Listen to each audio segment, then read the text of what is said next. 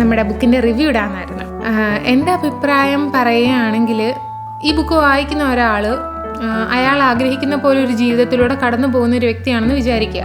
സ്നേഹം നിഷേധിക്കപ്പെടുന്ന കുറച്ച് ആൾക്കാരുണ്ടാവും. അതൊന്നും ഇല്ലാത്ത ഒരാൾക്കും ഇത് വായിക്കാം.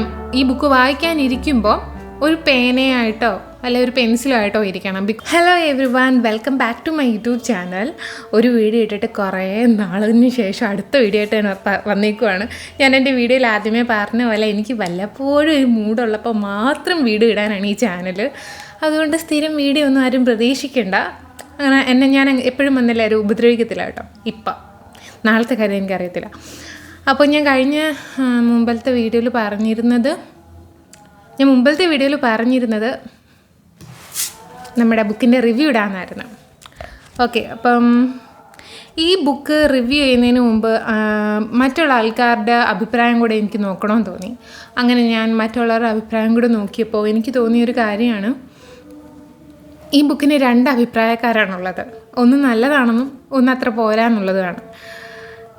എൻ്റെ അഭിപ്രായം പറയുകയാണെങ്കിൽ ഈ 2 കൂട്ടരിലും പറയുന്നതിനകത്ത് കുറച്ച് കാര്യങ്ങളുണ്ട്, ഇല്ല എന്നുള്ളതല്ല. പക്ഷേ ഞാൻ ഈ ബുക്ക് ഇഷ്ടപ്പെടുന്നുണ്ട്. അപ്പം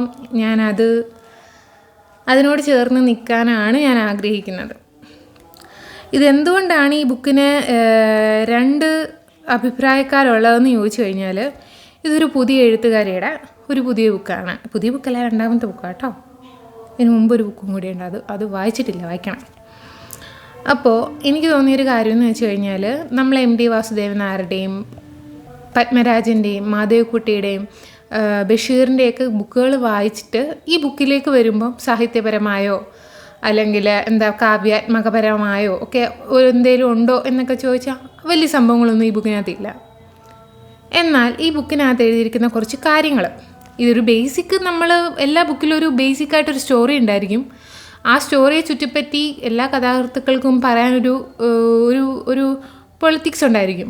ആ പൊളിറ്റിക്സ് എനിക്കിഷ്ടമാണ്. ഈ ബുക്കിലെ ബേസിക്കായിട്ടുള്ള സ്റ്റോറി മാത്രമേ ഇതിലുള്ളൂ. ആ പൊളിറ്റിക്സ് എനിക്കിഷ്ടപ്പെട്ടു. അതാണ് എനിക്ക് ഈ ബുക്കിൽ ഏറ്റവും ഇഷ്ടപ്പെട്ടത്. ഈ ബുക്കിനെ കുറിച്ച് പറയുകയാണെങ്കിൽ, ഇത് ഞാൻ ആദ്യത്തെ വീഡിയോയിൽ പറഞ്ഞ ഒരു കൊച്ചുകുട്ടി എഴുതിയ ബുക്കാണ്. കൊച്ചുകുട്ടിയാണ്. സത്യം പറയുകയാണെങ്കിൽ എഴുത്തുകാരുടെ ഒരു വലിയ ലോകത്തിലെ ഒരു കൊച്ചുകുട്ടി തന്നെയാണ് നിമ്ന വിജയ്. കാര്യം ഒരു ചെറിയ കുട്ടിയായിട്ട് നിന്ന് ഈ കഥ എഴുതിയപ്പോൾ, ഈ ബുക്ക് പ്രസിദ്ധീകരിച്ചപ്പോൾ എനിക്ക് തോന്നുന്നു അത് പുള്ളിക്കാരി എഴുത്തുകാരി എന്ന് വിളിക്കാൻ തക്ക കാര്യങ്ങളൊക്കെ ഉണ്ട്, ഇല്ലെന്ന് പറയാൻ പറ്റത്തില്ല. പുള്ളി നല്ലപോലെ എഴുതിയിട്ടുണ്ട്. അത് നമ്മുടെ ഈ കാലഘട്ടത്തിൽ ഇരുന്ന് എഴുതാൻ പറ്റുന്ന രീതിയിൽ വൃത്തിയായിട്ട് എഴുതിയിട്ടുണ്ട്. നമുക്ക് ബോറടിക്കാതെ ഈ ബുക്ക് വായിക്കാൻ പറ്റും. ബോറടിക്കില്ല. ചില ബുക്കുകൾ വായിച്ച് കഴിയുമ്പോൾ ഇതെന്താണെന്ന് ചിന്തിക്കാറുണ്ട് നമ്മൾ. ആ ഒരു ചിന്തയൊന്നും ഇല്ല ഇതിനകത്ത്. സിമ്പിൾ ലാംഗ്വേജാണ്. വലിയ സാഹിത്യമോ അല്ലെങ്കിൽ വലിയ കാവ്യാത്മകമായിട്ടോ ഒന്നും ഇതിനകത്ത് എഴുതിയിട്ടില്ല. വളരെ സിമ്പിൾ, നമ്മൾ സംസാരിക്കുന്ന ലാംഗ്വേജിലാണ് ഇത് കൂടുതൽ എഴുതിയിരിക്കുന്നത്. അതായിരിക്കാം ഒരു പക്ഷേ മറ്റുള്ളവർക്ക് ഇഷ്ടപ്പെടാതിരുന്നത് എന്നെനിക്ക് തോന്നുന്നുണ്ട്. ഈ ബുക്കിനകത്ത് ഒരു ക്യാരക്ടറുണ്ട്.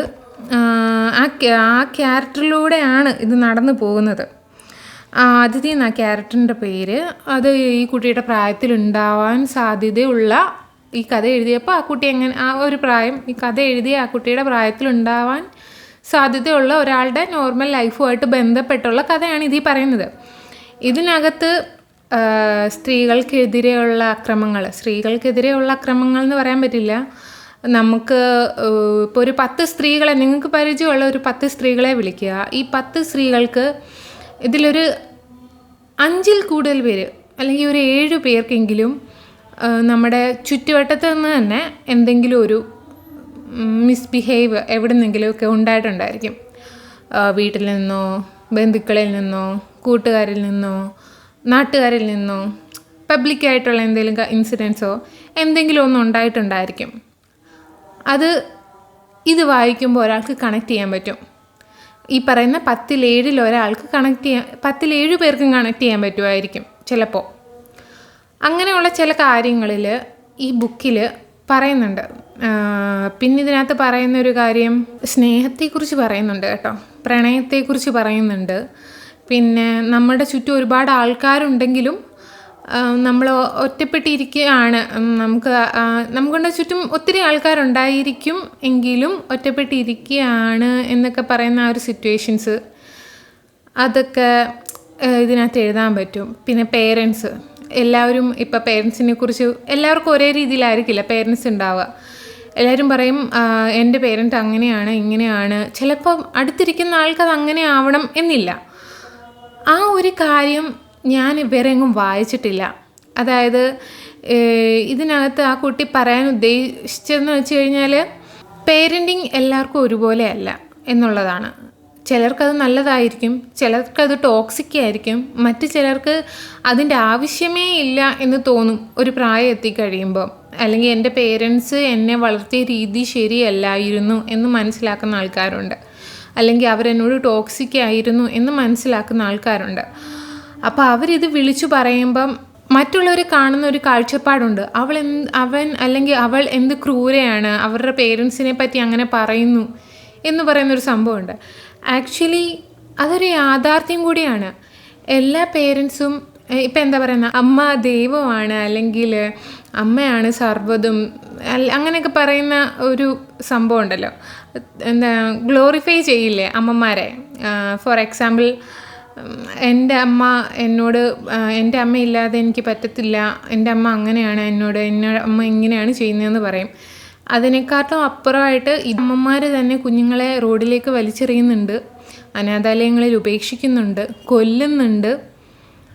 ആ ഒരു സംഭവത്തെ പുള്ളിക്കാരി ഇതിനകത്ത്, അമ്മയെന്നുള്ളത് ഞാൻ എക്സാമ്പിൾ പറഞ്ഞു കേട്ടോ, ആ ഒരു സംഭവത്തെ പുള്ളിക്കാരി ഇതിനകത്ത് ഭയങ്കരമായിട്ടല്ലെങ്കിലും ഇതിനകത്ത് ഉൾപ്പെടുത്തിയിട്ടുണ്ട്. അതെനിക്കിഷ്ടപ്പെട്ടു. ഒന്ന് അല്ല, ഇപ്പോൾ രണ്ടായില്ലേ പറഞ്ഞിട്ട്. പിന്നെ സ്നേഹം എന്ന് പറയുന്നത് നമ്മളെപ്പോഴും കണ്ടെത്താൻ ശ്രമിച്ചുകൊണ്ടിരിക്കുന്ന ഒരു കാര്യമാണ്. ഓരോ മനുഷ്യനും, ഞാനല്ല, ഇപ്പോൾ ഈ വീഡിയോ കണ്ടുകൊണ്ടിരിക്കുന്ന ആരെങ്കിലും, ഈ ലോകത്തിലുള്ള എല്ലാവരും സ്നേഹം എന്നെ ഒരാൾ ഞാൻ ആഗ്രഹിക്കുന്ന പോലെ സ്നേഹിക്കണം എന്ന് വാശി പിടിക്കുന്നവരാണ് നമ്മളെല്ലാവരും. പക്ഷേ ഇതിനകത്ത് പറയുന്നതെന്ന് വെച്ച് കഴിഞ്ഞാൽ നമ്മളെ തന്നെ സ്നേഹിക്കാനാണ് പറയുന്നത്. അതെത്ര ബുക്കുകളിൽ നിങ്ങൾ വായിച്ചിട്ടുണ്ടായിരിക്കും എന്നെനിക്കറിയത്തില്ല. പ്രത്യേകിച്ച് മലയാള എഴുത്തുകാരിലാരും ഞാനിങ്ങനെ കണ്ടിട്ടില്ല പേരൻറ്റിങ്ങിനെ ഓപ്പണായിട്ട് ഇങ്ങനെ പറയുന്നതും അവനവനെ സ്നേഹിക്കുക എന്ന് പറയുന്ന സംഭവങ്ങളിലോട്ടൊന്നും ഞാൻ അങ്ങനൊരു ബുക്ക് വായിച്ചു. ഞാൻ ഒത്തിരി ഒരുപാട് ബുക്കൊന്നും ഇല്ല, കുറച്ചൊക്കെ വായിച്ചിട്ടുണ്ടെങ്കിൽ അതിനകത്തൊന്നും ഞാൻ കണ്ടിട്ടില്ല. അങ്ങനെ ഞാനെല്ലായിടവും മറ്റുള്ളവരാൽ സ്നേഹിക്കപ്പെടുന്ന മനുഷ്യരെ കുറിച്ചിട്ടാണ് കണ്ടിട്ടുള്ളത്. പിന്നെ മറ്റുള്ളവർ നഷ്ടപ്പെടുത്തി കളഞ്ഞതിനെക്കുറിച്ചിട്ടും അങ്ങനെയൊക്കെ. നമ്മളെ തന്നെ സ്നേഹിക്കുക എന്ന് പറയുന്ന ഒരു സംഭവത്തെക്കുറിച്ചാണ് ഈ ബുക്കിൽ പറയുന്നത്. ഇപ്പോൾ ഈ ബുക്ക് വായിക്കുന്ന ഒരാൾ അയാൾ ആഗ്രഹിക്കുന്ന പോലെ ഒരു ജീവിതത്തിലൂടെ കടന്നു പോകുന്ന ഒരു വ്യക്തിയാണെന്ന് വിചാരിക്കുക. ആ വ്യക്തിക്ക് ഒരിക്കലും ഈ ബുക്ക് കണക്ട് ചെയ്യാൻ പറ്റില്ല. ബിക്കോസ് എവിടെയെങ്കിലുമൊക്കെ സ്നേഹം നിഷേധിക്കപ്പെടുന്ന കുറച്ച് ആൾക്കാരുണ്ടാവും. ഫോർ എക്സാമ്പിൾ ബ്രേക്കപ്പ്, അങ്ങനെയൊക്കെ എവിടെയെങ്കിലുമൊക്കെ എന്താ പറയുന്നത്, നീ മാറിയിരിക്കുക എന്ന് പറയേണ്ട അല്ലെങ്കിൽ കേൾക്കേണ്ട വന്ന് നിന്നോട് എനിക്ക് അങ്ങനെ ഒരു ഫീലിങ്സ് ഇല്ല എന്ന് കേൾക്കേണ്ടി വരുന്ന ഒരു സെറ്റ് ഓഫ് ആൾക്കാരുണ്ടാവും. അവർക്ക് പറ്റിയൊരു ബുക്കാണിതെന്ന് ഞാൻ പറയും. അവർക്കത് നമ്മളെപ്പോഴെങ്കിലും വേദനിച്ചിട്ടുണ്ടെങ്കിൽ ഈ ബുക്കിന് നമ്മളെ ആശ്വസിപ്പിക്കാനുള്ള ഒരു കഴിവുണ്ടെന്ന് എനിക്ക് തോന്നിയിട്ടുണ്ട്. പിന്നെ എനിക്ക് തോന്നിയൊരു കാര്യമെന്ന് വെച്ച് കഴിഞ്ഞാൽ, നമ്മൾ ഈ MDയുടെയും അല്ലെങ്കിൽ മാധവിക്കുട്ടിയുടെയൊക്കെ കഥകളൊക്കെ വായിക്കുന്ന സമയത്ത് കാലഘട്ടങ്ങൾ തമ്മിൽ ഒരുപാട് വ്യത്യാസമുണ്ട്. ആ വ്യത്യാസം ഇതിലുമുണ്ട്. അന്നത്തെ എഴുത്തുകാരുടെ കാഴ്ചപ്പാടും അന്നത്തെ എഴുത്തുകാരുടെ എഴുത്തിൻ്റെ ശൈലിയും ആൾക്കാരിലേക്ക് കൺവേ ചെയ്യേണ്ട രീതിയുമൊക്കെ ഡിഫറെൻ്റാണ്. ഇന്നത്തെ ആൾക്കാർ ബുക്ക് വായിക്കാറില്ല, അന്നത്തെ അപേക്ഷിച്ച് ഇന്നത്തെ ആൾക്കാർ ബുക്ക് വായിക്കാറില്ല. അപ്പോൾ അവർക്ക് സാഹിത്യപരമായ കാവ്യാത്മകമായിട്ടുമൊക്കെ എഴുതി വരുന്ന അത് വായിച്ച് മനസ്സിലാക്കാനുള്ള ക്ഷമയൊന്നും ഇന്നത്തെ ആൾക്കാർക്ക് ഉള്ളതായിട്ട് എനിക്ക് തോന്നുന്നില്ല.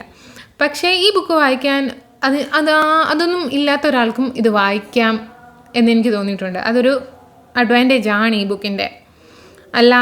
വായനയൊന്നും ഇഷ്ടപ്പെടാത്ത ഒരാൾക്ക് പോലും, വലുതായിട്ട് വായിക്കാത്ത, വലിയ ഇൻട്രസ്റ്റ് ഇല്ലാത്ത ഒരാൾക്ക് പോലും ഈ ബുക്ക് വായിച്ച് എൻജോയ് ചെയ്യാൻ, വായിച്ച് ആ ഒരു ഇമോഷൻ കണക്ട് ചെയ്യാൻ പറ്റും എന്നെനിക്ക് തോന്നുന്നുണ്ട്. പിന്നെ ഇതിനകത്ത് അതിഥി എന്ന് പറയുന്ന ഒരു പെങ്കൊച്ചിൻ്റെ കഥയാണ് പറയുന്നത്. പഠിത്തമൊക്കെ കഴിഞ്ഞ് ജോലിക്ക് വേണ്ടി ട്രൈ ചെയ്ത് ജോലി കിട്ടി ജോലിക്ക് പോകുന്ന ഒരു കുട്ടിയുടെ ആദ്യമായിട്ട് ജോലിക്ക് പോകുന്ന ഒരു കുട്ടിയുടെ കഥ പറയുന്ന ബുക്കായത്. അവൾ കോളേജ് വരെ സ്കൂളും കോളേജും ഒക്കെ പഠിക്കുന്നത് പേരൻസിൻ്റെ അണ്ടറിൽ നിന്നിട്ടാണ്. അപ്പോൾ പുറത്തേക്ക് പോകുമ്പോഴുണ്ടാവുന്ന അവളുടെ കാഴ്ചപ്പാട്, ജീവിതത്തോടുള്ള കാഴ്ചപ്പാട്, മറ്റുള്ളവരോടുള്ള കാഴ്ചപ്പാട്, മറ്റുള്ളവർ അവളോട് എങ്ങനെയൊക്കെ പെരുമാറും, എന്തൊക്കെ അവൾ വീട്ടിൽ നിന്ന് വെളിയിൽ സമൂഹത്തിലേക്ക് ഇറങ്ങുമ്പം എന്തൊക്കെ ഫേസ് ചെയ്യാൻ പറ്റും, അല്ല എന്തൊക്കെ ഫേസ് ചെയ്യണം, എങ്ങനെ ഹാൻഡിൽ ചെയ്യണം എന്നൊക്കെ പറയുന്ന കുറേ കാര്യങ്ങൾ ഇതിനകത്തുണ്ട്. അതൊക്കെ നല്ലൊരു കാര്യമായിട്ട് എനിക്ക് തോന്നുന്നുണ്ട്. ഇതിനകത്ത് എഴുതിയിരിക്കുന്നതും ഇതിനകത്തെ സ്റ്റോറിയൊക്കെ നമുക്ക് ഊഹിക്കാം. അതായത് ഇതിങ്ങനെ തുടങ്ങും ഇങ്ങനെ അവസാനിക്കും എന്നുള്ളത് നമുക്കറിയാം. വായിച്ചു തുടങ്ങി ഒരു പകുതി മുക്കാലൊക്കെ ആകുമ്പോഴത്തേക്ക് നമുക്ക് മനസ്സിലാവും. പക്ഷേ അതിനപ്പുറത്തേക്ക് ഈ ബുക്കിനകത്ത് കുറേ കാര്യങ്ങൾ പറയുന്നുണ്ട്. ഓരോ സിറ്റുവേഷൻ എത്തുമ്പോഴും അതിഥി എന്ന് പറയുന്ന ക്യാരക്ടർ പോകുന്ന ഓരോ സിറ്റുവേഷൻ എത്തുമ്പോൾ നമ്മുടെ കഥാകൃത്ത് ഓരോ കാര്യങ്ങൾ പറഞ്ഞു വെക്കുന്നുണ്ട്. അത് വളരെ ബ്യൂട്ടിഫുള്ളായിട്ട് എനിക്ക് തോന്നിയിട്ടുണ്ട്. ഈ ബുക്ക് വായിക്കാനിരിക്കുമ്പോൾ ഒരു പേനയായിട്ടോ അല്ലെ ഒരു പെൻസിലോ ആയിട്ടോ ഇരിക്കണം. ബിക്കോസ് ഇതിനകത്ത് ഒരുപാട് വരച്ചിടാനുള്ള കുറേ കാര്യങ്ങളുണ്ട്. അതെനിക്കിതിൻ്റെ അഡ്വാൻറ്റേജ് ആയിട്ട് തോന്നിയിട്ടുണ്ട്. ബേസിക്കായിട്ട് ഇത്രയൊക്കെ ഉള്ളൂ പറയാൻ. ഇതിനപ്പുറത്തേക്ക് പറയാനുള്ളതൊന്നും ഞാനില്ല എന്നെനിക്ക് തോന്നുന്നു. നല്ല ബുക്കാണ്. എത്ര പേർക്ക് ഇത് കണക്റ്റ് ആവുമെന്ന് എനിക്കറിയത്തില്ല.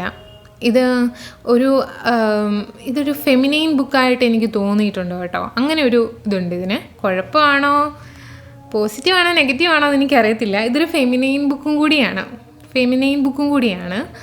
ഇത് ഒരു ബോയുടെ കാഴ്ചപ്പാടിൽ അല്ലെങ്കിൽ ഇത് ഒരു ബോയുടെ കാഴ്ചപ്പാടിൽ ഇത് എങ്ങനെയായിരിക്കും അക്സെപ്റ്റ് ചെയ്യുന്നതെന്ന് എനിക്ക് ഊഹിക്കാൻ പറ്റുന്നില്ല. ഇതിന് 2 അഭിപ്രായക്കാരുണ്ടെന്ന് എനിക്കറിയാം. ഇത് ഒരു ആൺകുട്ടികൾക്ക് ഇത് കണക്റ്റ് ആവുമോ എന്നുള്ളതിനെക്കുറിച്ച് എനിക്കറിയത്തില്ല. പക്ഷേ നല്ല ബുക്കാണ്. ഞാൻ ഏതെങ്കിലും ആൺകുട്ടികളുടെ അഭിപ്രായം ചോദിച്ചിട്ട് പറയാം. ആരെങ്കിലും വായിച്ചിട്ടുണ്ടെങ്കിൽ അവരുടെ അഭിപ്രായം ചോദിച്ചിട്ട് ഞാൻ പറയാം. നല്ല ബുക്കാട്ടോ, എല്ലാവരും വായിക്കണം. ആദ്യമായിട്ട് ആരെങ്കിലും ബുക്ക് വായിച്ച് തുടങ്ങണമെന്ന് ആഗ്രഹിക്കുന്നുണ്ടെങ്കിൽ ഈ ബുക്ക് ഞാൻ സജസ്റ്റ് ചെയ്യും. സിമ്പിൾ ലാംഗ്വേജാണ്. നമുക്ക് ബോറടിക്കാതെ വായിച്ചുകൊണ്ടിരിക്കാം. പിന്നെ നല്ല ബുക്ക്. അപ്പം ഇത്രയേ ഉള്ളൂ. അപ്പം ഇനി അടുത്ത വീഡിയോയിൽ കാണുന്നവരേക്കും വണക്കം. ബായ്.